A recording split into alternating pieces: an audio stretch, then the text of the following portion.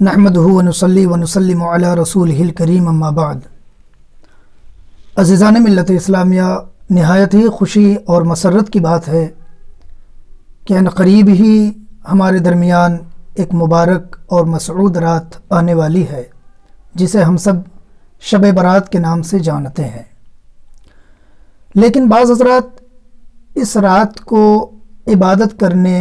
और ज़िक्र अज़कार करने, इसी तरह कब्रिस्तान जाकर मरहूमीन के लिए दुआए मग़फ़िरत करने को बिदअत तसव्वुर करते हैं, यहाँ तक कि इन मामूलात को नाजायज़ कहते हैं। इंशाअल्लाह तबारक व तआला आज हम सिहाए सित्ता की रोशनी में अहादीस मुस्तफ़ा सल्लल्लाहु तआला अलैहि वसल्लम की रोशनी में आपके गोश गुजार करेंगे कि शब बारात में ये तमाम मामूलात अहादीस मुस्तफ़ा से साबित हैं। ये सिहाए सित्ता की दो किताबें हमारे सामने हैं, एक जामिउ तिर्मिज़ी है और दूसरी सुनन इब्न माजा है। जामिउ तिर्मिज़ी किताब के अंदर अबवाबुस सौम में बाब का नाम है बाबु मा जा फ़ी लैलतिन निस्फ़ मिन शाबान। इस हदीस के रावी हज़रत उम्मुल मुमिनीन मा आयशा सिद्दीक़ा रज़ियल्लाहु तआला अन्हा हैं, जो हुज़ूर अकरम सल्लल्लाहु अलैहि वसल्लम की निहायत ही प्यारी ज़ौजा और बीवी थीं। मा आयशा फरमाती हैं, फ़क़दतु रसूलल्लाह सल्लल्लाहु अलैहि वसल्लम लैलतन फ़ख़रजतु फ़इज़ा हुवा बिल बक़ी फ़क़ाल अकुन्ति तख़ाफ़ीना अन यहीफ़ल्लाहु अलैकि व रसूलुहु क़ुल्तु या रसूलल्लाह ज़नन्तु अन्नका अतैत बअज़ निसाइक फ़क़ाल इन्नल्लाह तबारक व तआला यंज़िलु लैलतन निस्फ़ मिन शाबान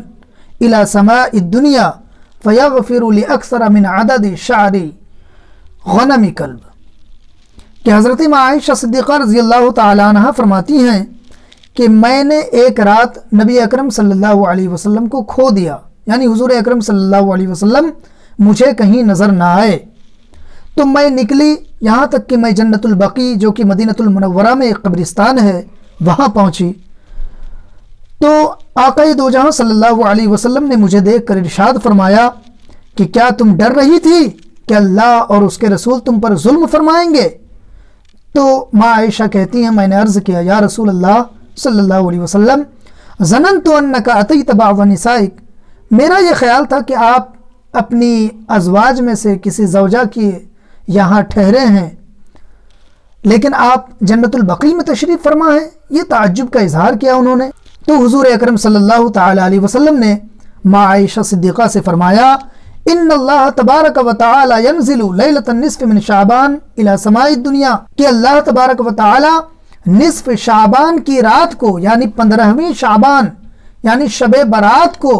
आसमान दुनिया पर तजल्ली फरमाता है। फ़यग़फ़िरु लिअक्सर मिन अददि शअरि ग़नमि कल्ब, यहाँ तक कि बनु कल्ब के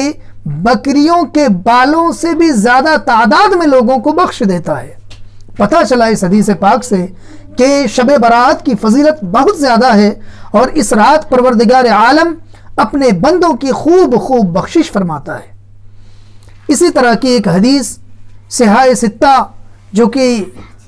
हदीस की 6 मशहूर किताबों में से एक अहम किताब सुनन इब्न माजा है, जिसका नंबर 6ठे नंबर पर आता है। इसी सुनन इब्न माजा की एक हदीस है कि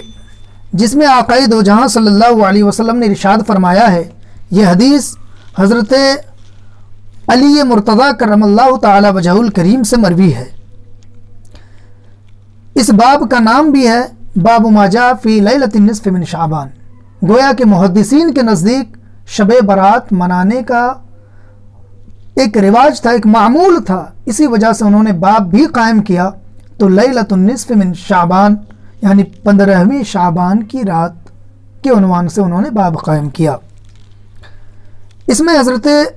अली मुर्तज़ा करमल्लाहु तआला वजहुल करीम से मरवी है, क़ाल रसूलुल्लाह सल्लल्लाहु अलैहि वसल्लम इज़ा कानत लैलतुन निस्फ़ मिन शाबान फ़क़ूमू लैलहा व सुमू नहारहा। क्या आक़ाए दो जहाँ सल्लल्लाहु अलैहि वसल्लम इरशाद फरमाते हैं कि जब शाबान की 15वीं रात आए, यानी शब बारात आए, फ़क़ूमू लैलहा, تو رات میں عبادتیں کرو، وصوموا نہارہا، اور دن میں روزے رکھو۔ پتہ چلا کہ یوں تو ایام 20 کے روزے یعنی 13، 14 اور 15 تاریخ کو ہر مہینے میں روزہ رکھنا آقا کریم صلی اللہ علیہ وسلم کی سنت ہے، مگر شب برات کے روزے کے تعلق سے خصوصیت کے ساتھ فرمایا وصوموا نہارہا، 15ویں شب کو قیام کرنے کے بعد اس دن کو روزہ رکھو۔ یہ اس روزے کی ایک الگ خصوصیت بیان فرمائی، پھر اس کی وجہ یہ بیان فرمائی فَإِنَّ اللَّهَ يَنزِلُ فِيهَا لِغُرُوبِ الشَّمْسِ إِلَى سَمَاءِ الدُّنْيَا، کیونکہ اللہ تبارک و تعالی اس رات کو غروب شمس سے آسمان دنیا پر تجلی فرماتا ہے۔ فَيَقُول أَلَا مَن مُسْتَغْفِرٌ لِّي، اور یہ کہتا ہے کون ہے جو مجھ سے بخشش طلب کرے، مجھ سے مغفرت طلب کرے، فَأَغْفِرَ لَهُ، تو میں اسے بخش دوں۔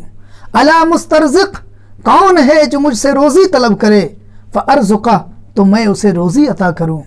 أَلَا مُبْتَلًا فَأُعَافِيَهُ، کون ہے مصیبت زدہ،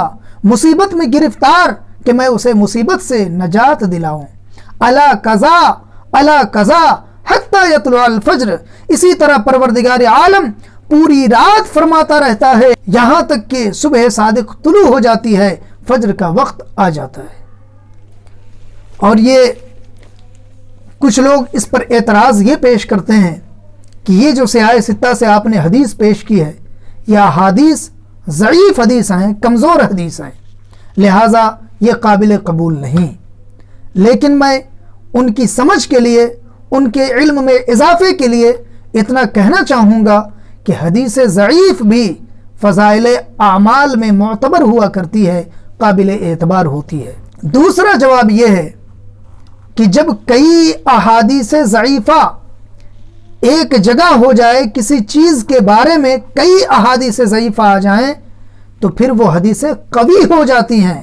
اور وہ عمل اور مضبوط ہو جاتا ہے۔ اور شب برات کی فضیلت صرف ایک حدیث سے نہیں ہے بلکہ کئی احادیث سے ہے، لہٰذا ثابت ہوا کہ شب برات کو جو عبادتیں کرتے ہیں، ذکر و اذکار کرتے ہیں، قبرستان جا کر مرحومین کے لیے دعائیں مغفرت کرتے ہیں، یہ تمام کے تمام اعمال احادیث مصطفیٰ صلی اللہ علیہ وسلم کی روشنی میں ثابت ہیں۔ اور یہ معمول صرف ہمارا نہیں بلکہ 3 صدی ہجری کے ایک معتبر بزرگ حضرت علامہ ابو عبداللہ محمد بن اسحاق رحمۃ اللہ تعالی علیہ اخبار مکہ کے اندر لکھتے ہیں کہ جب شب برات آتی ہے تو آج تک یہ رواج چلا آ رہا ہے کہ مکہ معظمہ کے لوگ حرم شریف میں جاتے ہیں، نماز پڑھتے ہیں اور طواف کرتے ہیں اور پوری رات عبادت میں اور قرآن کی تلاوت میں مشغول رہتے ہیں، اور بعض حضرات تو 100 رکعت نفل نماز پڑھتے ہیں، اور جن کی کیفیت یہ ہوتی ہے کہ وہ ہر رکعت میں سورہ فاتحہ کے بعد 10 مرتبہ سورہ اخلاص پڑھتے ہیں، اور پھر آب زمزم نوش کرتے ہیں، پیتے ہیں اور اسی سے غسل کرتے ہیں، اور زمزم کا پانی اپنے برتنوں میں اپنے بیماروں کے لیے محفوظ کر لیتے ہیں،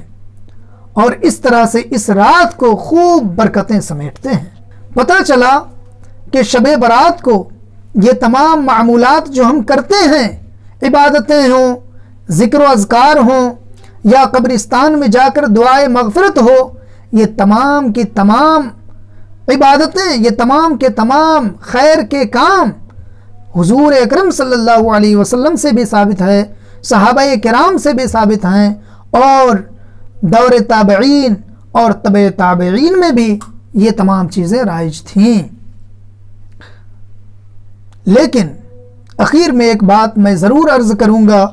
کہ آج جو لوگ خرافات کرتے ہیں اور لغو کاموں میں اس رات کو گزارتے ہیں، پٹاخے پھوڑتے ہیں اور اس طرح کے اور بھی لغو کام انجام دیتے ہیں، ان تمام کاموں سے بچنا چاہیے، اس رات کی قدر کرنی چاہیے، اس رات میں اپنے گناہوں کی بخشش اور اپنے والدین اور اپنے گھر والوں اور اپنے مرحومین و مرحومات کی بخشش کے لیے دعائیں کرنی چاہیے، خوب گریہ وزاری کرنی چاہیے، خدا کی بارگاہ میں اور مستقبل کی سلامتی کے لیے دعائیں کرنی چاہیے۔ لہٰذا میں نے سیاہ ستہ کی احادیث سے ثابت کی کہ شب برات منانا یہ کوئی بدعت اور ناجائز نہیں ہے، بلکہ یہ سنت نبی بھی ہے، سنت صحابہ بھی ہے، سنت تابعین بھی ہے، سنت تبع تابعین بھی ہے۔ وما علینا الا البلاغ۔ السلام علیکم ورحمۃ اللہ وبرکاتہ۔